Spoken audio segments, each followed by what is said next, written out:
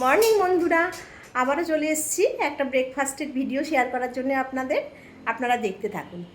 আজকে বানানো হবে চিড়ের পোলাও, যার জন্য চিড়েটাকে ভিজিয়ে ভালো করে জল ঝরিয়ে শুকিয়ে রাখা হয়েছে। আছে পনির, আছে পেঁয়াজ কুচি করা, লঙ্কা আর বক্স বক্স করে কাটা আলু।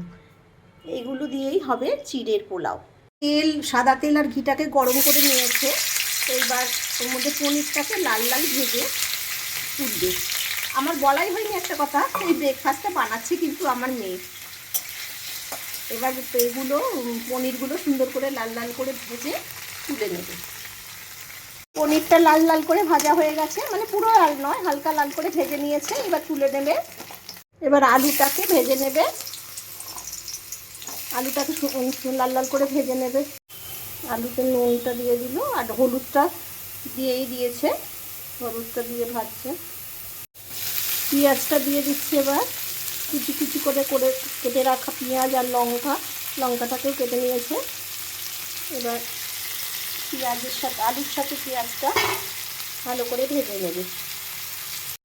সুন্দর করে ভাজা হচ্ছে পেঁয়াজ আর আলুটা গলে গেলেই ভাজাটা কমপ্লিট হয়ে যাবে।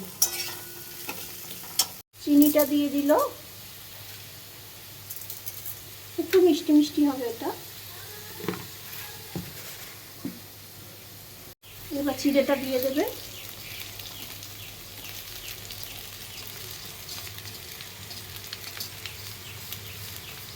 চিড়েটা দিয়ে দিল, পুরো চিড়েটা এর মধ্যে দিয়ে দিল। এবার এটাকে নাড়াচাড়া করবে, তাই তো?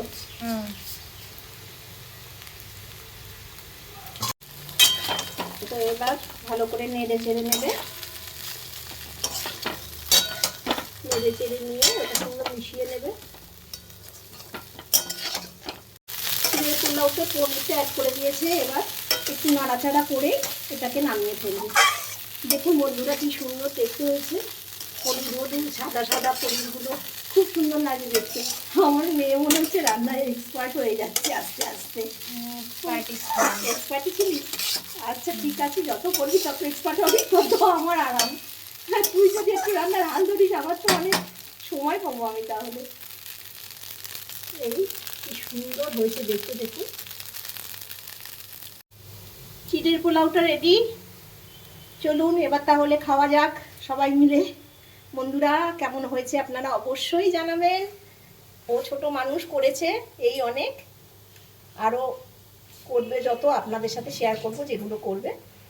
ভালো লাগলে আপনারা প্লিজ একটু কমেন্ট করবেন।